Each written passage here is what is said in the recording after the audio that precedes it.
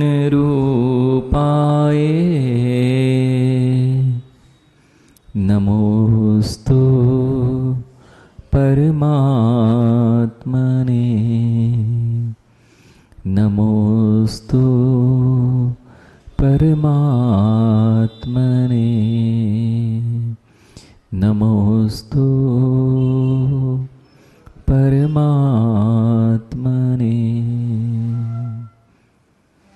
नमो अरिहन्ताणं नमो सिद्धाणं नमो आयर्याणं नमो अज्ञायाणं नमो लोये सवसावणम्।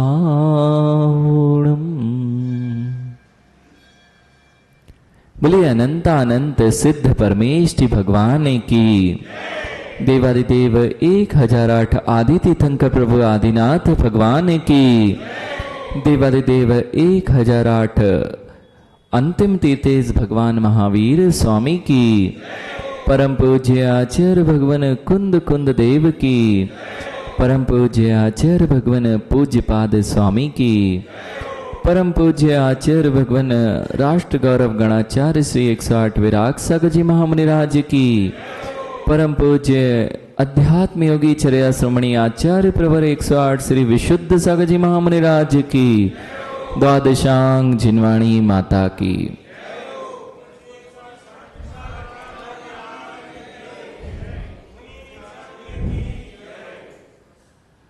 वर्तमान की प्रवृत्ति ही कार्य की निष्पत्ति का साधन हुआ करती है।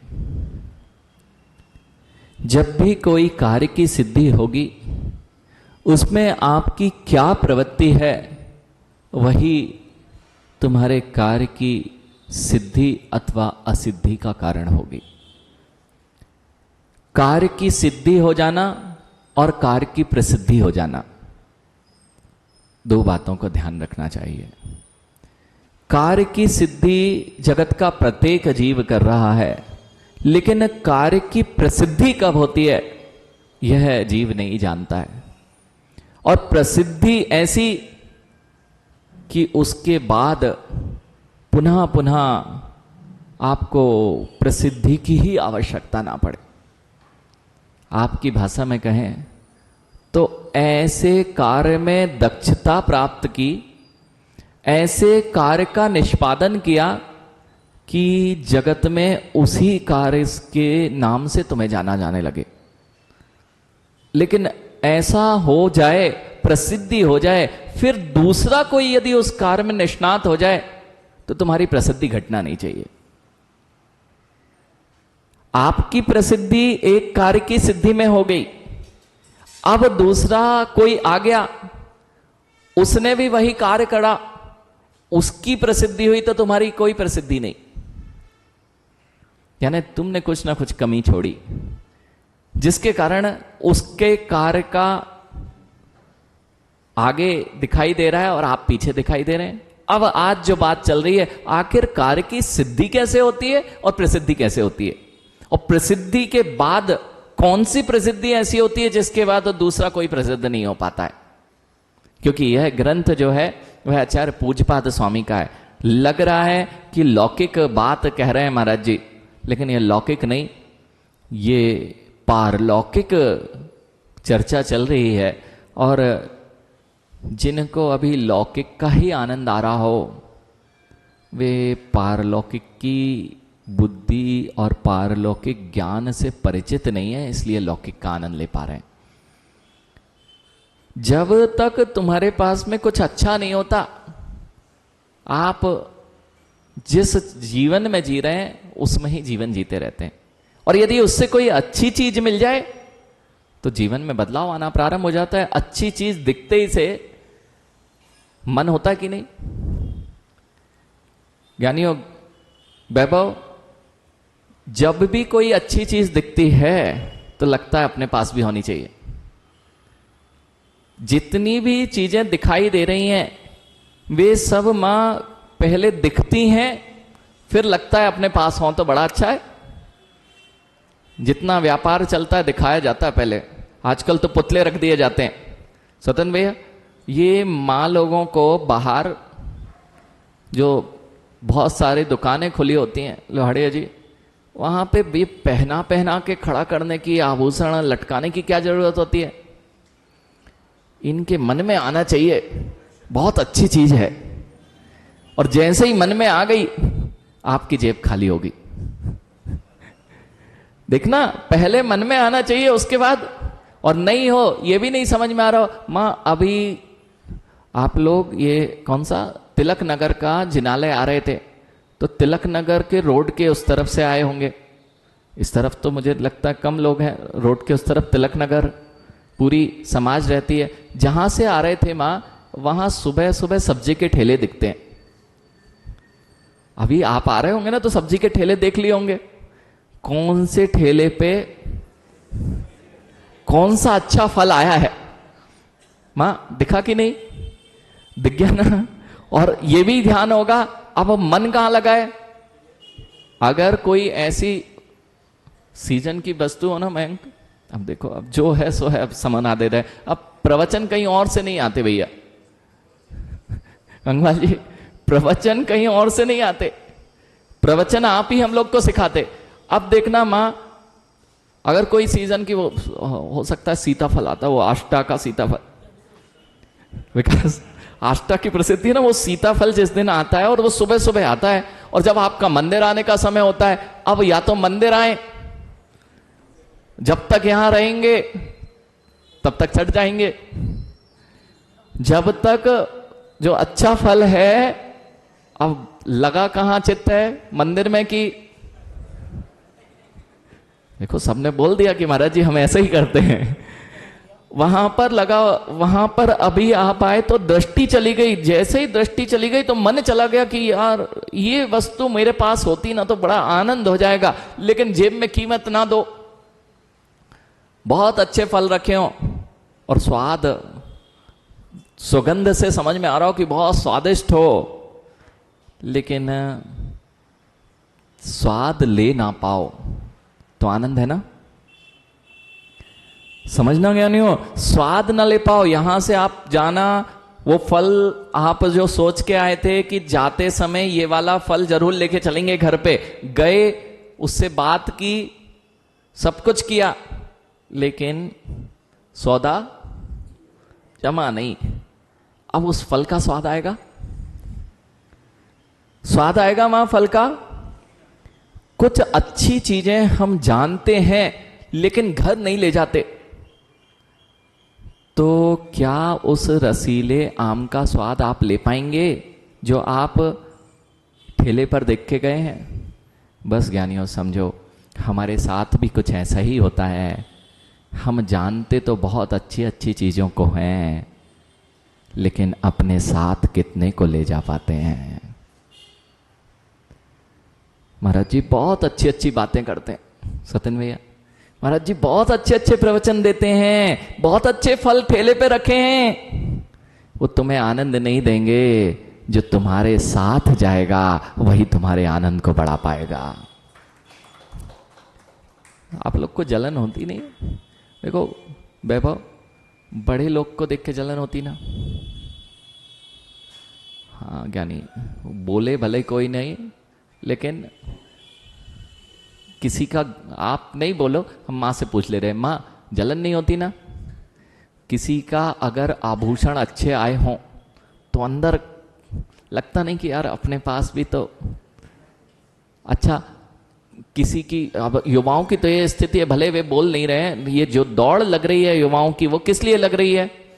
उनका घर, महाराज जी उनका घर इतना अच्छा नया बन गया, मेरे पास होगा तो बड़ा आनंद आएगा। वैभव, BMW होगी ना तब कुछ काम बनेगा, और फरारी आ जाए, क्यों? अगर रोड पर दिख जाए तो लगता है गौरव की एक बार तो होना चाहिए, ऐसी लाइफ स्टाइल लगना चाहिए ना। लाइफ स्टाइल, कुछ अच्छी लाइफ स्टाइल जी रहे हैं, ये देखो कितना अच्छे से जी रहे हैं, तो थोड़ा लालच या थोड़ी ईर्ष्या होने लगती कि ईर्ष्या नहीं भी कहो तो लगता है यार अपने पास भी होता तो बड़ा आनंद होता। इसलिए तो आप लोग भाग रहे हो। सुमित, थोड़ा 2 फ्लैट 3 फ्लैट हैं, थोड़ा 4 फ्लैट होते या थोड़ा और बड़ा घर होता, जलन होती कि नहीं? जलन नहीं होती? होती तो है ज्ञानी, तभी तो जीव जगत का इस संसार में अटका पड़ा है। लेकिन मैं कह रहा हूं जलन होना चाहिए, अच्छी चीजों के प्रति जलन होना चाहिए, तब तो आपके पास आएंगे। हम लोगों से जलन नहीं होती विकास भैया, हम लोगों से जलन नहीं होती। लोहाड़े जी जलन करना सीख लो हम लोगों से। अंकित महाराज जी देखो तो कितनी मेहनत करना पड़ती है आप लोगों को, कितनी मेहनत करना पड़ती है। सुबह से लेके शाम तक दोनों हाथों से कमाते हो, एक हाथ से चैन से नहीं खा पाते। हाँ सत्य ना, आपको नहीं पता? अच्छा इन लोगों से पूछ ले रहे, मयंक सासू की बेटियां आ गई घर पे? इसलिए चेहरा मुस्कुराता दिख रहा है क्या? अब देख लो, अब जो है, मैं नहीं बोल रहा हूं भैया। लोहाड़िया जी यहां आई नहीं क्या सासू की बिटिया? अगर आई नहीं है तब तो इतनी जोर से आवाज आ सकती है जो है सो है, और अगर आई होगी तो फिर संभल के बैठना, जो है सो। मंदिर के बाद कुछ कि भैया ऐसा बोलने में मैं पूछ रहा था, अगर घर में आ गए हैं जो हैं, आप लोग चैन से भोजन करते हो ना? माँ ये लोग चैन से भोजन करते हैं ना? कि जैसे ही भोजन की थाली पे बैठते हैं और एक टेप रिकॉर्डर चालू हो जाता है। नहीं जानते वो टेप रिकॉर्डर कौन सा होता है? भैया जितनी समस्याएं सुनाई जाती हैं, कब सुनाई जाती हैं? जैसे ही बेचारा कमाऊ नौकर, मतलब आप समझ रहे हो किसकी बात चल रही है? नहीं समझते आप लोग? बहुत समझदार लोग हैं, सब समझते हैं। जैसे ही चालू हुआ, पूरे घर की सुबह से लेकर शाम तक की जितनी समस्याएं, जितने बेचारा 24 घंटे में 2 बार, या सुबह से गया था शाम को आया है, उसको शांति से एक बार तो भोजन कर लेने दिया करो माँ। जब भोजन कर ले उसके बाद अपनी समस्याएं सुना दिया करो। इसलिए कितना कष्ट है आपके जीवन में, आपको पता है? कैसे मुस्कुरा लेते हो आप लोग? कैसे मुस्कुरा लेते हो? समझने की बहुत आप में शक्ति है। तब इतने कष्ट में रहकर भी, गृहस्थी के कष्ट में रहकर भी मुस्कुरा पाना, ये सबसे बड़ा दुनिया का आश्चर्य ही है कि गृहस्थी में इतने कष्ट आते हैं, इतने मानसिक पीड़ाएं हैं, फिर भी तुम्हारे चेहरे पर मुस्कुराहट है। इससे बड़ी बात क्या होगी? ऐसे ही है ना? झूठ बोल रहे हैं हम? यानी समझ लो। और ये जिन मुद्रा है, ये कभी असत्य तो बोलती ही नहीं है। इनका असत्य बोलने का पूर्ण रूप से परित्याग है भैया। भले ही किसी को झूठ लग जाए, लेकिन झूठ कभी जिनेंद्र भगवान की वाणी होती नहीं है। इसलिए जिनको जलन नहीं हो रही, उनको थोड़ी जलन होना चाहिए। किससे? हमको तो बहुत जलन होती भगवान से। हमको तो बहुत जलन होती है भगवान से। कितने अच्छे हो आप, कुछ नहीं करना पड़ता, हाथ पे हाथ धरे बैठ गए हो। ऐसा मेरा दिन कब आए कि मैं भी हाथ पे हाथ धरा बैठ जाऊं और कुछ करने को ना रह जाए। भैया मंदिर इसलिए तो आते हैं, थोड़ी जलन कर लो। कैसे शांति से जी रहे हो आप? देखो तो चेहरे पर दुनिया इधर से उलट हो गई। कोरोना काल आया, लोग व्याकुल आकुल हो रहे थे, और तुम्हें कोई फर्क ही नहीं पड़ता था। इतनी शांति कैसे आई? मां अब समझो, ऐसे ही आप 2 हाथ से कमाते हो, एक हाथ से चैन से नहीं खाते। कभी तो जलन हो जाए कि जो एक हाथ से भी नहीं कमाते, वे देखो 2-2 हाथ से। अभी देखना भैया, आपको सतन भैया जाके पूछना पड़ता होगा बन गया क्या? अरे चौके में जाके पूछना पड़ता है बन गया क्या? और सासू की बेटे की मां बोलेगी अभी रुक जाओ, थोड़ी देर है। बेचारा इतना देर से भूख लग रही थी, फिर भी बेचारा शांत बैठ गया कि अभी थोड़ी देर बाद ही मिलेगा। और दिगंबर मुनियों के साथ क्या है, वे एक हाथ से भी नहीं कमाते और दोनों हाथ से खाते हैं, और इसके बाद भी किसी का टेप रिकॉर्डर नहीं सुनते। प्रारंभ में पूजा हो और बाद में भजन हो, ऐसी चर्या दिगंबर योगी की होती है।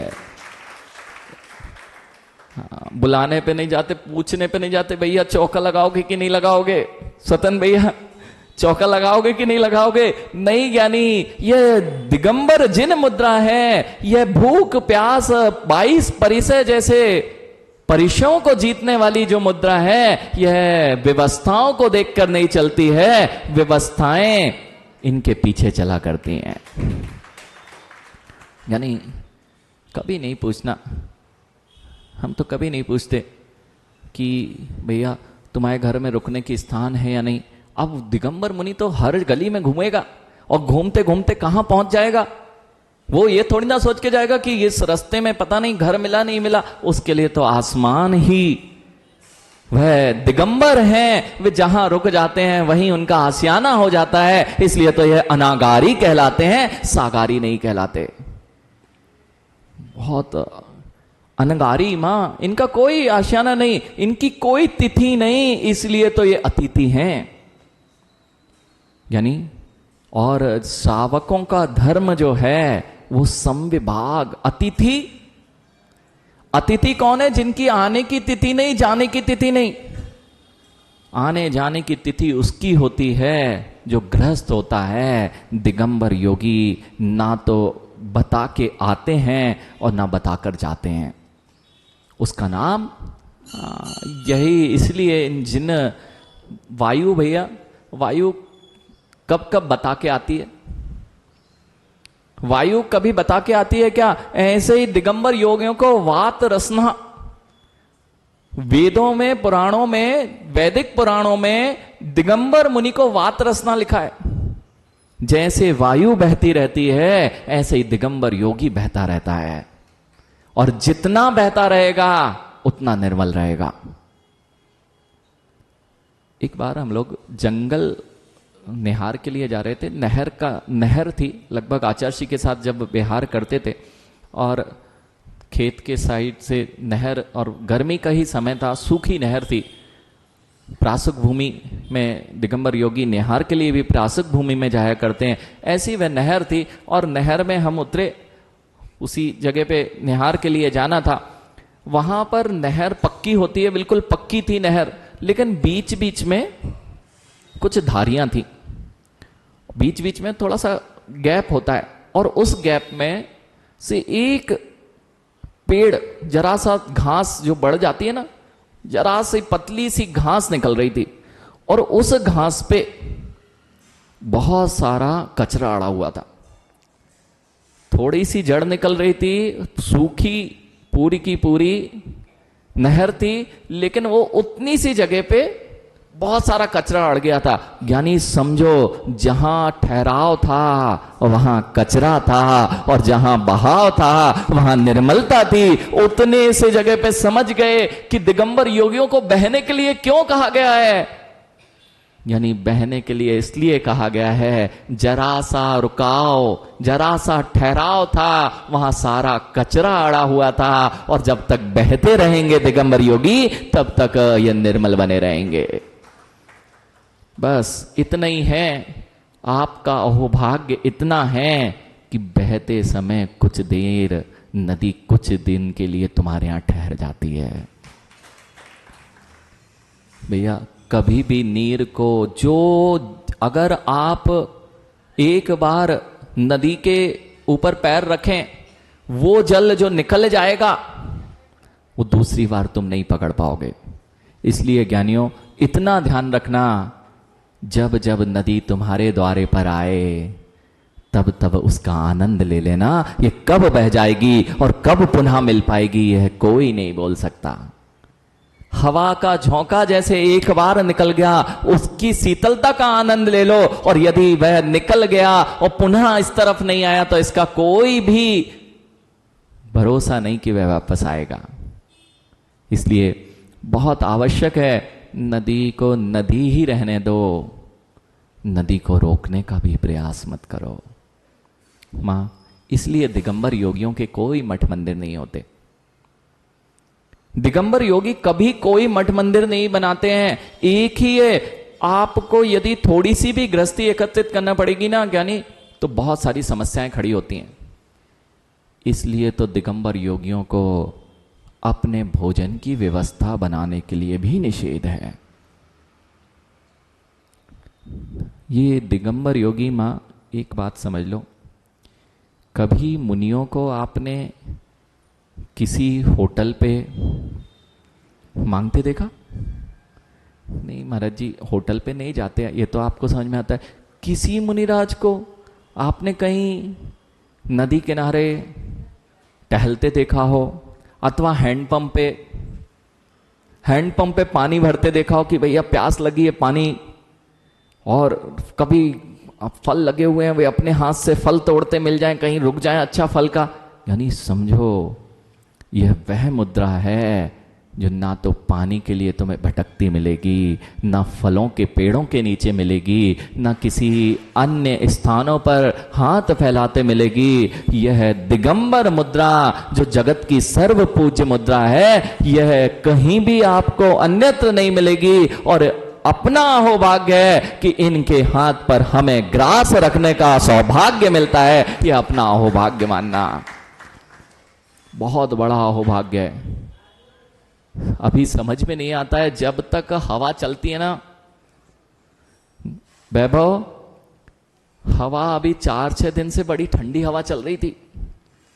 जब तक हवा चलती है तब तक हवा की कीमत नहीं है, और जिस दिन हवा रुक जाती ना, जेठ आ गया है, हवा रुक गई ना तो पसीने पसीने हो जाते हैं। और अगर गर्म हवा चलने लग गई तो जीवों के प्राण तक निकल जाते हैं। समझो ज्ञानी, तुम्हारी श्रद्धा के प्राण तभी तक सुरक्षित हैं जब तक दिगंबर जैसी योगी वात रसना की तरह तुम्हारे नगरों में प्रवेश कर रहे हैं। और यदि ये बंद हो गए तो श्वास निकलने में भैया हवा ज्यादा देर ना मिले ना, प्राणवायु हवा ज्यादा देर नहीं मिली ना, तो मां प्राण निकल जाएंगे।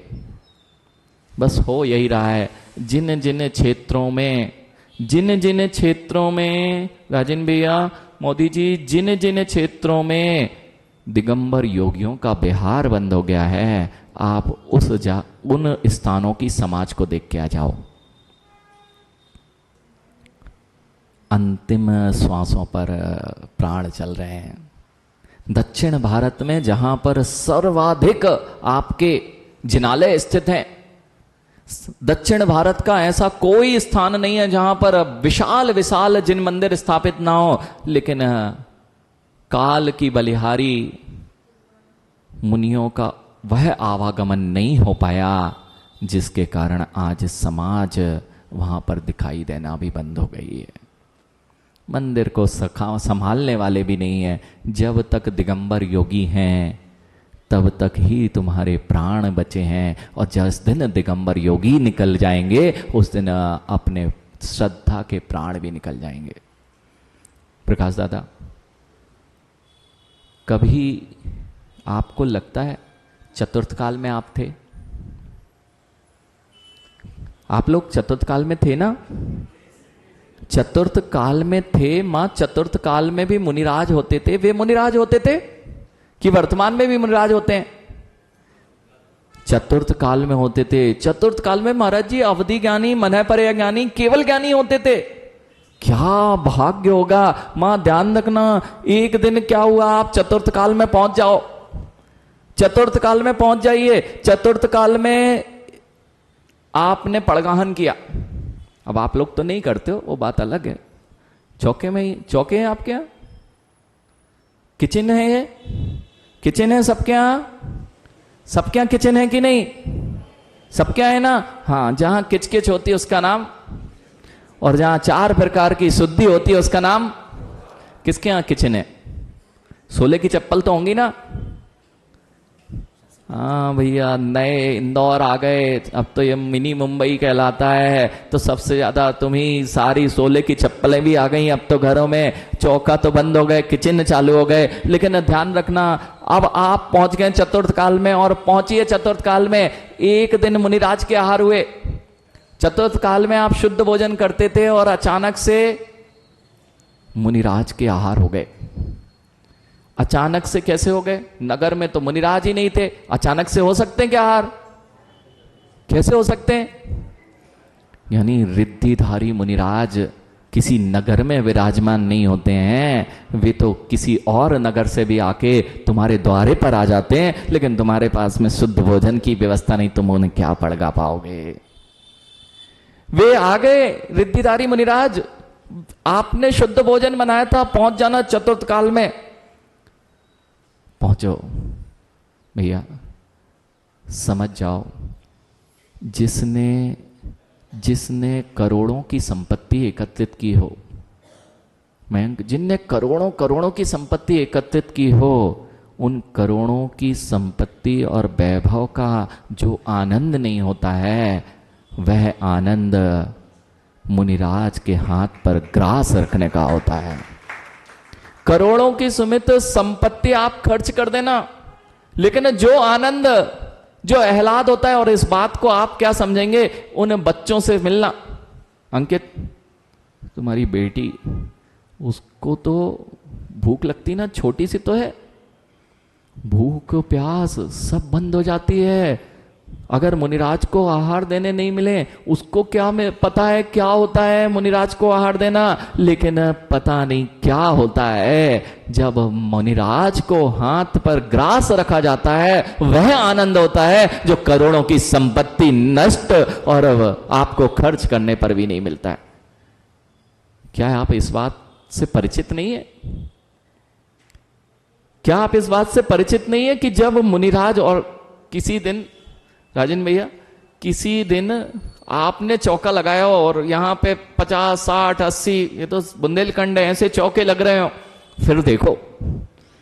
फिर देखो तब कीमत पता चलती है तुम्हें कि मुनिराज की कीमत क्या है। भैया देख लो, ध्यान रखना, कभी भी मुनिराजों को तिथियों से मत मान देना कि 2 दिन मां तुम्हारे घर का चौका है, महाराज इधर पे आएंगे, कार्ड पे लिख दिया कि कल उधर आहार होंगे, 2 ही चौके हैं तो इधर पे आहार। ऐसे दिगंबर मुनि की चर्या नहीं होती, और दिगंबर मुनि की चर्या के लिए चौका लगाना नहीं पड़ता है, शुद्ध भोजन करना पड़ता है, और अपना अहोभाग्य होता है तो दिगंबर मुनि पधार जाते हैं। हुआ ये कि आपने शुद्ध भोजन बनाया और आपके घर में मुनिराज का पड़गाहन हो गया, और वो मुनिराज पड़गाहन करके जंगल चले गए। विकास, जैसे ही जंगल गए, शाम को तुम्हें खबर आई कि उन मुनिराज को केवल ज्ञान हो गया। यह चतुर्थ काल की बात चल रही है। मां पहुंचो, आपके घर में पड़गाहन हुआ, और पड़गाहन होके शाम को खबर मिली कि उन मुनिराजों को केवल ज्ञान हो गया। अब दिन भर क्या गाओगे? पूरे जीवन पर्यंत क्या गाओगे? भैया स्वतंत्र भैया, आचार्य भगवान का कुछ दिन का प्रवास था, सबको याद है कि मेरे दिन कौन से आहार हुए थे, और अगर अंतिम दिन आहार हुए थे तो आज भी याद है जब इंदौर से बिहार हो रहा था ना आचार्य श्री, और नहीं तो दुनिया में गाते हो, जब इंदौर से बिहार हो रहा था ना तो हमारे यहाँ पड़गान हुआ था, हमारे यहाँ। अब तो मैं आपसे कह रहा हूं कि जिस दिन आपने चतुर्थ काल में चौका लगाया और शाम को आपको खबर आई कि जिन मुनिराज का आपके घर आहार हुआ था वे तो केवली बन गए, बताओ क्या आनंद आएगा। अथवा शाम को नहीं बने, दूसरे दिन सुबह बन गए, तो क्या हुआ? कोई बात नहीं, दूसरे दिन सुबह भी बन गए तो बने तो किसके आहार से? अंतिम आहार किसने दिया? यानी समझो, वर्तमान में चतुर्थ काल तो नहीं है, लेकिन केवल ज्ञान भी नहीं होता है। लेकिन एक बात समझो, ये अभी पंचम काल चल रहा है। पंचम काल में निर्ग्रंथ मुनियों को आहार करा लिया, छठे काल की रात्रि व्यतीत हो गई, चतुर्थ काल की पुनः सुबह हो गई, और यही मुनिराज जब केवली बन जाएंगे तब गाना कि हमने किसी को आहार दिया था। कोई अन्य नहीं बनेगा, आप लोग बनोगे ना। यानी अभी तो आसार नहीं दिख रहे कि कभी केवली बनेंगे, लेकिन वे लोग जरूर बन जाएंगे जो आज श्रद्धा से गुरुओं का पड़गाहन कर लेंगे, वे नियम से एक दिन केवली अवश्य बनेंगे। मैं ये क्यों कह रहा हूं, मुनिराज परिचयों को जीतते हैं, क्षुत पिपासा आदि जो परिचय 22 परिचय कहे गए, व्यवस्थाएं नहीं देखते हैं, वह तो बस कार्य, वे तो चले जाते हैं, व्यवस्थाएं अपने आप चलती हैं। लेकिन बड़ी विसंगति ये है, विसंगति ये आ गई है कोरोना काल में। यानी कोरोना काल की एक घटना हमारे लिए बहुत हृदय स्पर्शी थी और अंदर तक द्रवित करने वाली थी और समाज के पतन को कहने वाली थी। प्रकाश दादा, कोरोना काल सबने देखा है, वह विकट परिस्थिति मुझे नहीं लगता कि कई सदियों तक, सहस्त्रों, कोई देखे भी ना और कोई भी सहस्त्रों वर्षों में ऐसी विषम परिस्थितियों को किसी ने नहीं देखा होगा। यानी उस विषम परिस्थिति में जब लोग अपने प्राणों की रक्षा कर रहे थे, सब अपने अपने घरों में थे। दिगंबर मुनि का घर था क्या, मठ था क्या, और गाड़ी से चल जाते क्या? यानी गाड़ी से चले जाते क्या कि यहां से जाना है तो वहां जाना है? क्यों चले जाएं? कैसे? कुछ है ही नहीं, घर भी नहीं है, ना कोई अपना है कि उसको बोला कि व्यवस्था बना दे। उस समय की एक घटना है, एक क्षेत्र पर ऐसा विडंबनामय दृश्य देखा, सुनने में आया, मां, एक आरिका मां का संग पहुंचा और कमेटी ने वहां पर कह दिया कि यहां व्यवस्था नहीं है। वह था कोरोना काल के एक दिन पूर्व का समय। तब हृदय द्रवित हो गया। जिस समाज को सबसे ज्यादा पैसे वाली समाज कहा जाता है, उसके पास में उनके दिगंबर मुनियों को रुकने के लिए, स्थान के लिए अब एप्लीकेशन लगाना पड़ेगी कि हम यहां रुक सकते हैं कि नहीं रुक सकते। लोहाड़िया जी, जिस दिन उन माता जी को मना किया गया ना कि क्षेत्र पर व्यवस्था नहीं है, आपको कहीं और विहार करना होगा, नाम नहीं बताऊंगा, ना तो क्षेत्र का बताऊंगा और ना माता जी का बताऊंगा, क्योंकि मुझे पता है यह समाज भी मेरी है, वह क्षेत्र भी मेरा है और ये सारे जीव भी मेरे हैं। यदि नाम उजागर करूंगा तो मेरा ही बदनामी होगी और किसी की नहीं होगी। समझो क्या नहीं हो? यदि ऐसा हो गया कि दिगंबर योगियों के लिए भी, स्वतंत्र भैया, मैंने कल नियमावली पढ़ी है आपकी, उसमें से दो चीजें आपको हटानी है। राजन भैया, नहीं बोलेंगे ना अगर दिगंबर मुनि, तो समाज नियम से पतन की ओर जाएगी। 2 नियमावली हटानी होगी। और मात्र मैं मंदिर की, आपके मंदिर की बात नहीं कर रहा हूं, जहां भी ऐसी नियमावली है कि दिगंबर मुनियों को पहले ट्रस्ट से आके परमिशन लेनी पड़े और तब दिगंबर मुनि आए, तो यह जैन समाज के लिए सबसे विडंबना वाला कार्य है। नहीं, कहीं नहीं, मैं आपकी बात नहीं कर रहा हूं। अगर कहीं पर ऐसा है, आपके यहां नहीं है, बहुत अच्छी बात है, होना भी नहीं चाहिए। कहीं पर भी विधान करने के लिए आप व्यवस्था के लिए बोल सकते हैं कि हमें विधान करना है, लेकिन कमेटी वाले से पूछ के कोई श्रावक मंदिर आए, बिल्कुल नहीं, श्रावक मंदिर आए ये नहीं व्यवस्था करना सही है। हाँ, श्रावक, आपको मंदिरों की व्यवस्था बनाना है, मंदिर की व्यवस्था तो बनाना है, लेकिन कहीं अपनी व्यवस्थाएं खराब ना हो जाए, इसका ध्यान रखना है।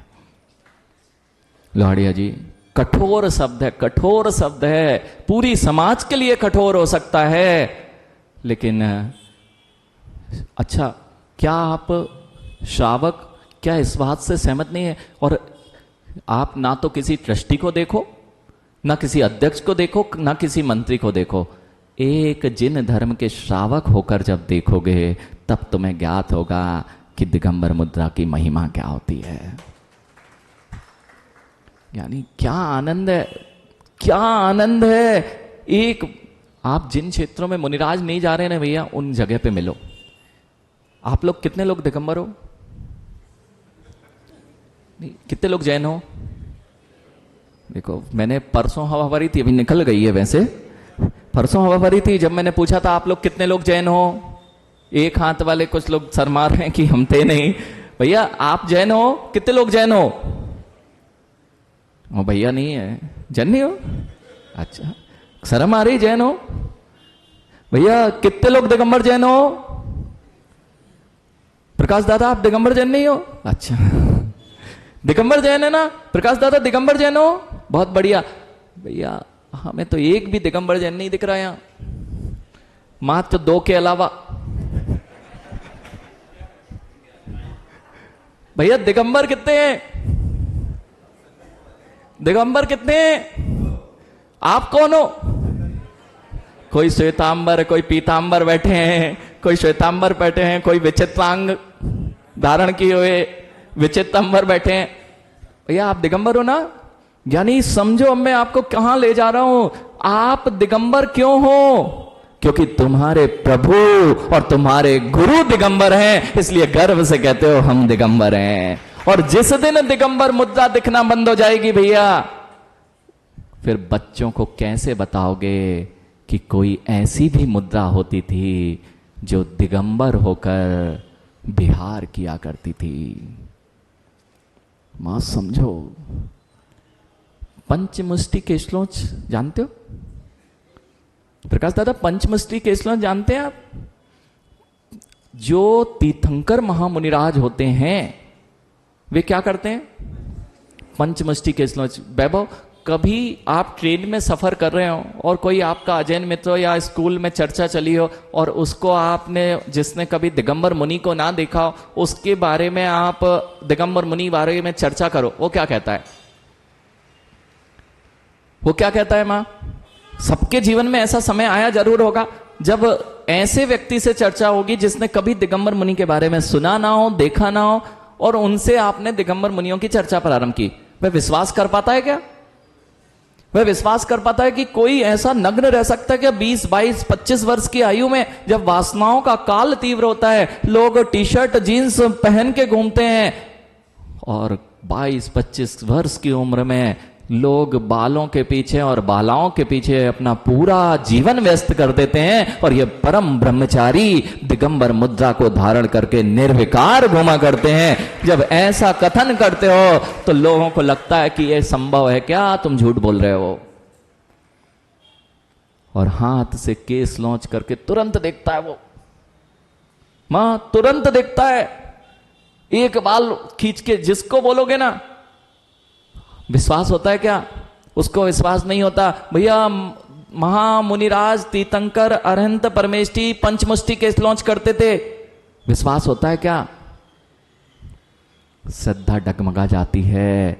क्यों? वर्तमान में दिखता नहीं है, इसलिए हमें भी उस पर श्रद्धा नहीं होता। समझो ज्ञानियों, जिस दिन तुम्हें दिगंबर मुनि दिखना बंद हो जाएंगे, तुम भी दिगंबर प्रभु और दिगंबर गुरुओं पर विश्वास नहीं कर पाओगे। 5 बार में, देखो मैंने कहा ना, 5 बार में अपने पूरे मस्तक के बाल को उखाड़ के फेंक देना, ऐसी सामर्थ्य तीर्थंकर मुनिराजों के पास होती है, जो अपने शरीर पर भी दयावान नहीं होते, क्योंकि शरीर पर दया करते करते आत्मा पर अदया हो गई है। यही आज आचार्य भगवान कहते हैं, परिषाद्य विज्ञानस दासरवस् निरोधनी जायते अध्यात्म योगे ने कर्मणा मासो निर्जरा। जो कर्मों की विपुल निर्जरा होती है वे किस कारण से होती है? मां, एक बाल सफेद हो जाए ना तो काला करने दौड़ते हो, एक बाल सफेद हो जाए काला करने दौड़ते हो। और जो अपने सबसे ज्यादा राग यदि किसी को होता है ना, स्वतंत्र भैया से पूछो। स्वतंत्र भैया जब उड़ रहे थे ना, तब पूछना हृदय क्या क्या कहता था। नहीं ज्ञानी, उस समय शादी हो गई होगी इसलिए उड़े, अगर शादी के पहले उड़ गए होते ना तो बड़ी समस्या हो गई थी। मयंक, मैं किस बात की ओर आपको ले जा रहा हूं कि बालों पे कितना राग होता है, अनुराग। जब भी घर से निकलते हो ना 5 बार और घर से क्या हवा चल गई तो मोबाइल में क्या देखते हो? मोबाइल चालू होने के पहले आदित्य, मोबाइल चालू होने के पहले क्या दिखता है? बार बार चेहरा दिखता है, बाल सही है कि नहीं है। यानी समझो तुम्हारे बालों का इतना राग है। और दिगंबर मुद्रा जैसे ही धारण की जाती है, जिससे सबसे ज्यादा राग होता है उसे घास की तरह उखाड़ के फेंक दिया जाता है। यह है इनकी साधना। किस बल पर यह होता है? तब जब कुछ विशेष दिखता है। मैंने बात की थी, तुम्हें लालच आना चाहिए। जब तुम्हें अच्छा दिखता है तो कम कीमतवान वस्तु अपने आप तुम्हारे से दूर हो जाती है और जीव उस पर लालायत हो जाता है जिसके लिए वह सब कुछ निछावर करने तैयार हो जाता है। उसका नाम है अध्यात्म विद्या। जायते अध्यात्म योगेन। किस बल पर 22 परिसय सहे जाते हैं? किस बल पर मुनिराज? आपको लगता नहीं है अभी भी तो 22 परिसय सहते हैं। देखो, यानी सुबह से कितनी बार पानी पियाए होगे? जो अगर जिनके नियम है थोड़े बहुत बचे हुए हैं, बुंदेलखंड की यही व्यवस्था है माँ, जो वेशभूषा आपने बना के रखी है ये बना के रखना, और जो भोजन की शुद्धि आपने बना के रखी है अपने बच्चों को भी देके जाना। नहीं तो पता नहीं चलेगा कि हम जिन मंदिरों में आ रहे हैं या अन्य स्थानों पर घूम रहे हैं। एक बार और विशेष, जो भैया समर्थवान हैं वे जैसे ये सभा लगी है नीचे बैठ के प्रवचन सुनने की, माँ जब तक तुम नीचे बैठ के प्रवचन आदि सुनते रहोगे तुम्हारे घुटने और पीठ काम करते रहेंगे। और तुमने यहाँ भी गुरु प्रभु के सामने भी नीचे बैठना बंद कर दिया, इसलिए घुटने और पैरों ने भी कहना कर दिया कि जब तुम देव शास्त्र गुरु के सामने नहीं झुक सकते तो झुकने की आवश्यकता क्या है? अकड़े रहो। प्रकाश दादा सत्य, ये सत्य। अगर झुकते रहते ना, वंदना करते रहते, तो जो आज विषम परिस्थितियां, बहुत अच्छा है ये क्षेत्र में। मैं दिल्ली की तरफ गया, लगता नहीं है कि हम मंदिर आए या चर्च आए। हाँ, चर्च इसलिए बोल रहा हूं क्योंकि उनकी पद्धति है, उसको मैं नकार नहीं रहा हूं। उनकी पद्धति है, वे टेबल कुर्सी वाले हैं। वो टेबल कुर्सी पे, उनकी परंपरा में, उनके दर्शन में टेबल कुर्सी की व्यवस्था रहती है। लेकिन मां वह भावना उनकी है। आपके जिनालयों की गरिमा तब है जब आप देव शास्त्र गुरु की महिमा जाने और उनकी विनय करना सीख पाए। इसलिए जिनकी समर्थ है वो तब तक प्रयोग नहीं करें भैया। व्यवस्थाएं आपको बनाना है। जो असमर्थवान है उनके लिए निषेध नहीं है, वे गुरु के सामने भी आके बैठ सकते हैं। इसमें कोई गुरु भी कोई आपत्ति नहीं करते। जिनके घुटने खराब है या कोई समस्या है उनकी व्यवस्था बनाओ। लेकिन वैभव जैसे युवा आके अगर वे बैठें और शिखर जी की वंदना बाइकों पर करें और डोलियों पे करें तो फिर ये व्यवस्थाएं आपके पतन का कारण बन रही हैं। समझ में आ रही है बात? अपना अपना भला चाहते हो तो ये सारे विनय, भैया वीर अंतराय कर्म का क्षयपसम तो जानते हो ना, वह कम क्यों होता जाता है? जब हम उसका प्रयोग नहीं करते हैं और उस कर्म को बांध लेते हैं तो हमारे हाथ पैर चलना सब बंद हो जाते हैं। हाँ, अकड़ छोड़ना पड़ती है, नहीं तो अकड़े रह जाते हैं। यानी हम अनुराग अकड़ जो नहीं छोड़ पाए ना, गुरु के सामने, प्रभु के सामने जो नहीं झुक पाए, वे क्या हो गए? सत्य यही हो रहा है। आपको मां घर पे भोजन बनाने के लिए अब क्या है? खड़े खड़े बनाना। पहले कैसे बनाते थे? बैठ के बनाते। भोजन करने के लिए क्या है? पहले कहां करते थे? नीचे बैठ के अच्छे आसन लगा के लगता था कि भोजन कोई गरिमा में स्तुति है, प्रस्तुति है। अब आप कहीं भोजनशालाओं में कहीं जाते ही नहीं हो। अब तो आप गिद्ध भोज में जाते हो, वहां भी गिद्धों की तरह। और कितने अच्छे हैं। सतन भैया गए, कई बार गए ना। कितने करोड़पति लोग, आप लोग करोड़पति हो ना सब, अरब करोड़पति, अरबपति, लखपति सब बैठे हैं। लोहाड़िया जी गए, देखना है कैसे भीख मांगते मिलते हैं। इनको नहीं बोल रहा हूं, जो जाते हैं उनकी बात कर रहा हूं। वो जहां पे माँ वो तंदूर लगा होता है ना, डालते, डाल दे आधा तंदूर, दे दे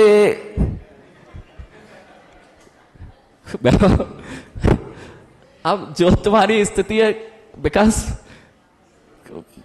वो तंदूरी जहां नहीं तो वो तवे की सब्जी वो मिल रही हो समेत, और फिर प्लेट हाथ में हो, तब दिखाई नहीं देता कैसा, इतने हमारे घर में कमी नहीं है, ऐसी कई तंदूर लाके हम घर में रख सकते हैं, लेकिन बेचारे अपनी आसक्ति के पीछे और अपनी सारे संस्कारों को छोड़ने के पीछे वहां लाइन में लगे मिलते हैं, डाल दे आधी रोटी डाल दे, धन्य हो तुम्हारे। समझो जिन धर्म क्या है, हर चीज के पीछे, हर क्रिया के पीछे कोई ना कोई कारण छुपा होता है। जिन्हें भगवान की पूजा करना है, खड़े होने की सामर्थ्य तो खड़े होकर करो, विनय पूर्वक जितनी आप भक्ति करोगे उतने तुम्हारे कर्मों का क्षय जल्दी होगा। बात समझ में आ रही है? यानी ये परिचयों को कैसे जीतते हैं? जैसे जिनका चित्त यहां लगा है उनको घड़ी नहीं दिख रही होगी, और जिनका चित्त यहां नहीं लगा है उनको घड़ी दिखने लगी होगी, नहीं तो आम दिखने लगा होगा ठेले पे। अरे सत्य तो यही है, वो आम खत्म ना हो जाए जब तक हम मंदिर से जाएं। तो ऐसी स्थिति में क्या होता है, फिर हम जो कार्य करते हैं उसकी सिद्धि नहीं कर पाते। जब भी हमारे मन वचन काय में से एक भी काम गड़बड़ होगा, हमारे कार्य की, हो सकता है आप काय से चेष्टा कर रहे हो, यहां से घर पहुंच जाओ, पहुंच तो जाओगे, लेकिन कार्य में जो लाभ होना चाहिए था वो नहीं होगा। जिसका मन और थोड़ा कार्य के प्रति आकर्षित हो गया है, वह कार्य भी करता है, क्रियाओं के द्वारा कार्य करता है, और मन में वचनों से भी वही वही उच्चारता है। वचनों में भी क्या आएगा? अगर स्वतंत्र भैया का कोई व्यापार है ना, व्यापार करने के साथ में वो बात किसकी करेंगे?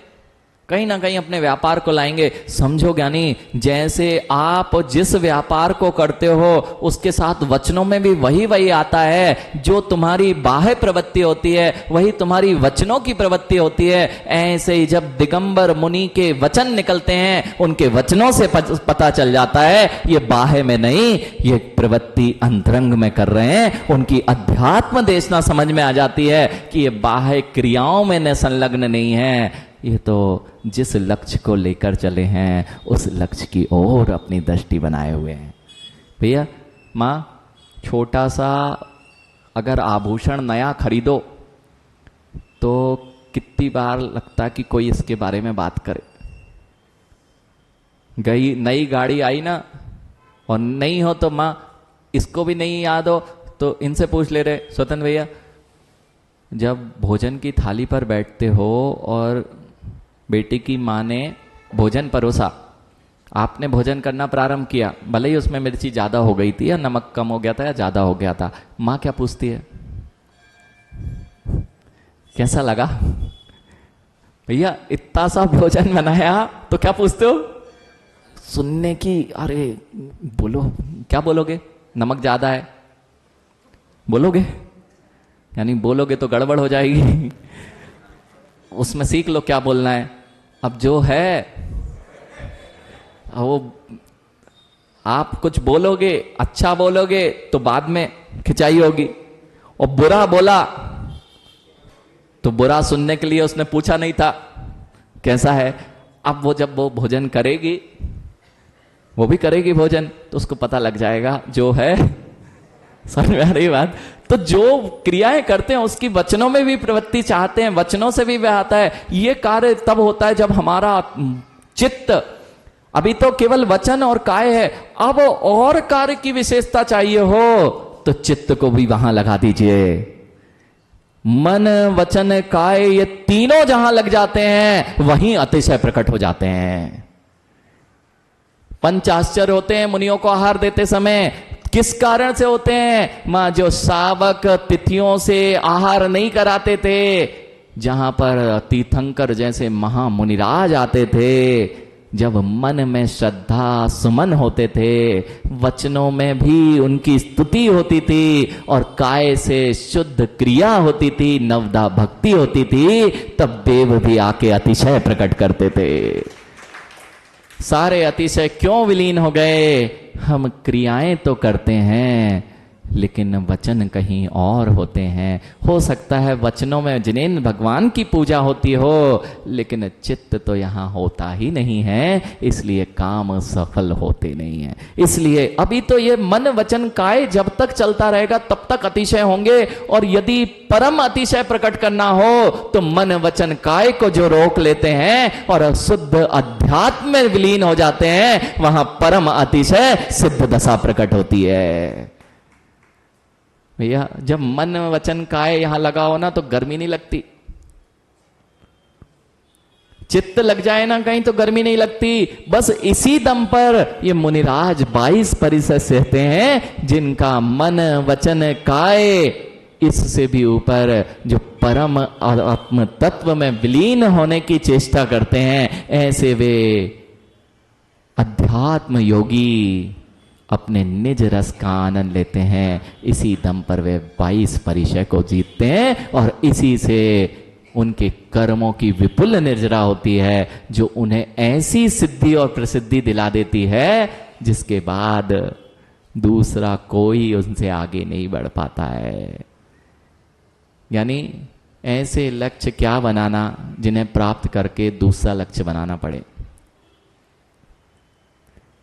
राजन भैया, ऐसे छोटे मोटे लक्ष्य क्या बनाना जिनको बनाने के बाद दूसरा लक्ष्य बनाना पड़े। इसलिए तो यह बात समझ में आ गई, कोई भी जगत का लक्ष्य प्राप्त करेंगे, प्राप्त करने के बाद नया लक्ष्य दिखाई देने लगता है, क्यों ना ऐसा लक्ष्य प्राप्त कर लिया जाए। इसलिए दिगंबर वेश धारण कर लिया कि जिस लक्ष्य को प्राप्त करने के बाद कोई लक्ष्य ना रह जाए, उसी का नाम है सिद्ध पद्ध दशा। वो कैसे होगा? मन भी वहीं, वचन भी वहीं, काय भी वहीं, और ये तो सामान्य है। इसको एकाग्र करके इनसे भी परे जब योगी होते हैं, वह होती है परम अध्यात्म दशा, जिसमें ज्ञान में ज्ञान की लीनता करता हुआ योगी अपने सारे कर्मों की निर्जरा करता है, और वह सिद्ध दशा को प्राप्त हो जाता है। कमल भैया, जब तक बाह्य के मुनि दिखेंगे तब तक आनंद नहीं आएगा। जिस दिन मुनियों के गुणों में अनुराग हो जाएगा, उस दिन जैसे ही पिछी कमंडल दिखेगा, अपने आप मन मयूर नाच उठेगा। माँ, मुनियों की महिमा इसलिए तो कहते हैं, जो जानती अरहंता दव्य गुण पज्जाया।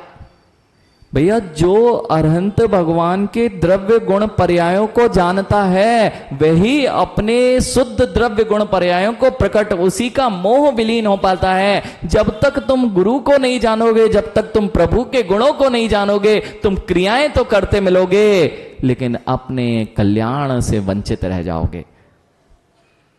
बाहर क्रियाएं सब कर रहे हैं, सुबह से 2-2 घंटे पूजा करने वाले होंगे, लेकिन अभी वे पूजा ऊपरी ऊपरी होती है। इसलिए ऊपरी ऊपरी नहीं करना, जितने गहरे में जाओगे उतना आनंद आएगा। और जो गहरे में चला जाता है, उतले में तैरना मजा नहीं आता। भैया, जिसने तैरने जानते हैं कोई, जिसने गहराई का आनंद ले लिया हो, लोहाड़िया जी, गंगवाल जी, जिसने गहराई का आनंद ले लिया हो, उसको कभी बाह्य में आनंद नहीं आता। ऐसे ही दिगंबर योगियों की यही दशा है, जिसको अध्यात्म का आनंद आ जाता है, उनको बाहरी नाच गाने, संगीत, सांस्कृतिक कार्यक्रम में आनंद नहीं आता है। उनको तो यह परम अमृतमयी जिनवाणी जिनेन्द्र भगवान की देशना और परम योग में ही आनंद आता है। उसी का नाम होता है दिगंबर जिन मुद्रा। आप लोग ऐसे शांत हो जाते हो जैसे हम कुछ कर देते हो। भैया, अपन कुछ नहीं करते, जो कुछ है ये बात समझ लेना, हमारे पास कुछ नहीं है। विकास, ये बात अच्छे से समझ लेना। ये सब चुप हो जाते हैं, मुझे नहीं पता ये कैसे होता है, मैं तो कुछ नहीं करता हूँ, मैं कुछ नहीं बोल रहा हूँ, ये कैसे होता है, अपने पास कुछ है भी नहीं। आप लोग वो अभी फोन लेके आए हो ना वैभव, फोन में चार्ज करके लाए कि बिना चार्ज किए हुए? जब तक बैटरी चल रही है, चार्जिंग चल रही है, तब तक फोन चल रहा है, और चार्जिंग खत्म हुई तो फिर से जाना पड़ता है चार्ज करने। अभी क्या हुआ ना, अभी हम हमारे पास कुछ नहीं है, अपन तो चार्ज करके लाए आचार्य विशुद्ध सागर जी की बैटरी से, उससे जो चल रहा है तुम सुन लो, और फिर जब बैटरी डाउन होने लगेगी तो अपन फिर से पहुंच जाते हैं। भैया अपने पास कुछ नहीं है, वहीं से जो आ रहा है उसका चार्ज होता है। जैसे आपके घर में कौन सी नदी है ना, यहाँ पानी कहाँ का आता है? नर्मदा का आता है ना। भैया नर्मदा का पानी बिस्लरी में भर दिया जाए तो बिस्लरी का पानी हो जाता है।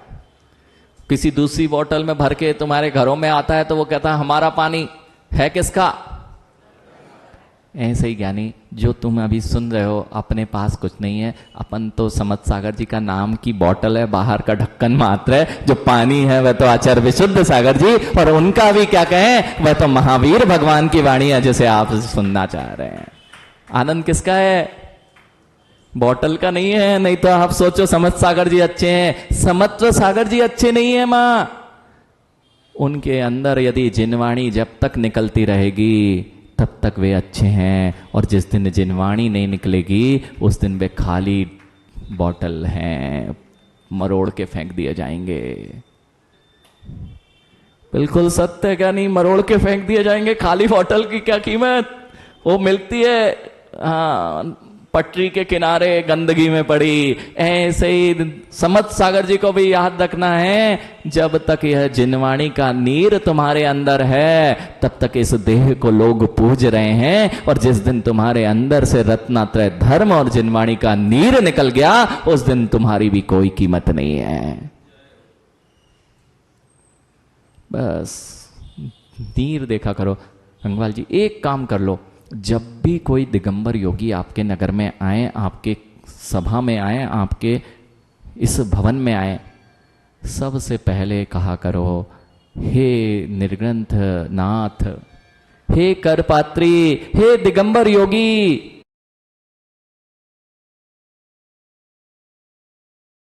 अक्सर विकल्प मेरे साथ रहते हैं, मैं बारंबार आपको ने क्या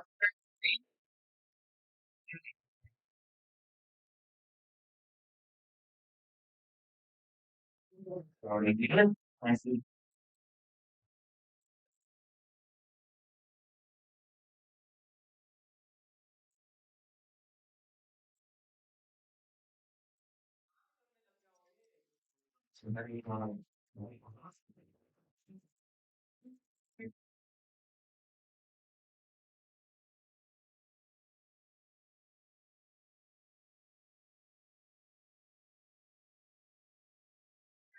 काम रहता है।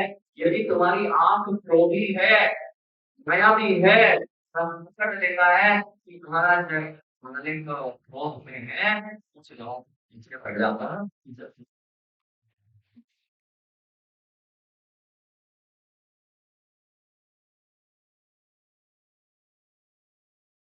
ऐसे ही ज्ञानी तुम्हारे से करीब ऐसे ही काम में मददता है। इसलिए चेहरों पर यदि साहा दिखता है, आंखों में तेज दिखता है, जो जरूर दिखता है।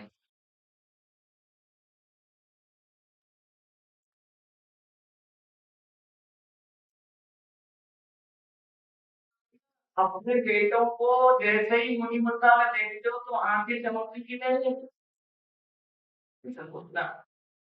अभी अभी हम लोग एयरपोर्ट पर बात करें तो एक आपको जोड़ता हूँ।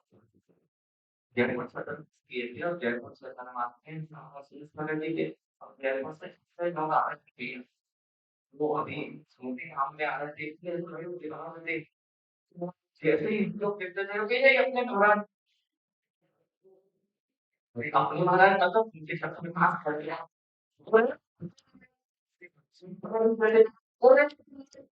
सब बच्चे बच्चे क्या बोल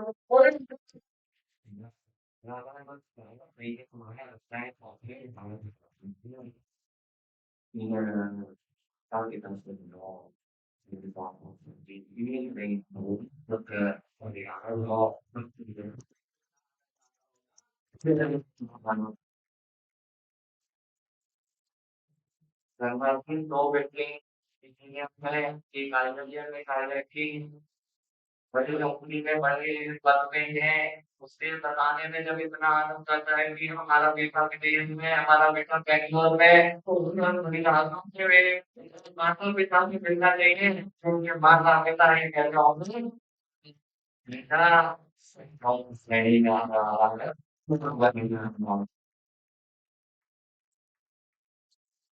हम लोग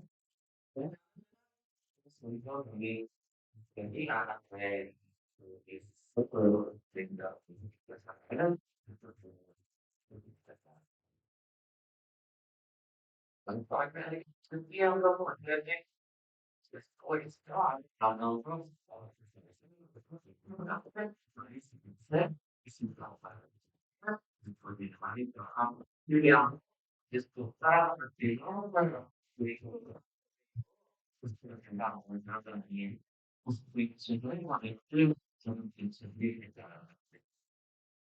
इसलिए जब भी आप मुर्जाएं चाहे किसी गुजरात के पास जाते हो प्रचार करना प्रोफेसर बंगल विष्णु सागर जी और साहब विद्या के महाराज हो उनकी दृष्टि से तुम्हारे चेहरे पे कैसे आ जाती है कारण यह होता है जिसके पास में कितना उपदेश होता है अध्यात्म का में का संगत ज्ञान से साधना की प्रख्यात होती है सुगंधित बहुत आनंद है मुझे तो आनंद आ रहा है आप बनाओ क्या ना बनाओ आनंद देखिए मुझे तो आता है जब जब वाणी का अवसर है गाँव में सुनने का मुझे उससे सुनने का अवसर मिलता है उसमें सीखता है और और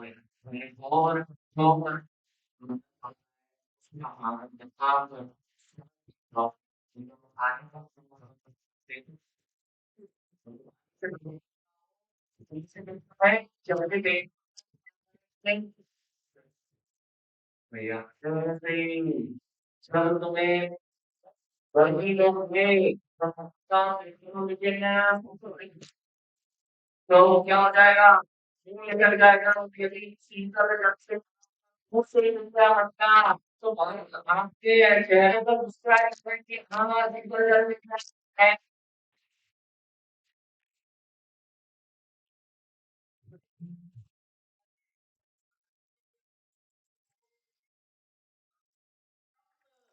Forgetting how you know lost and even that you start from policy without being in the level or within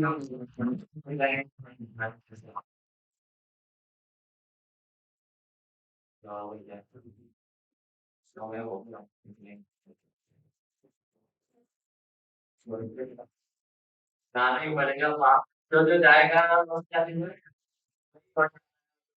सही जाता है ये मैंने कहा मुझे भी क्लास करना पड़ेगा मैं भी लगे जाओ क्लास भी करूँगा ओम नमः शिवाय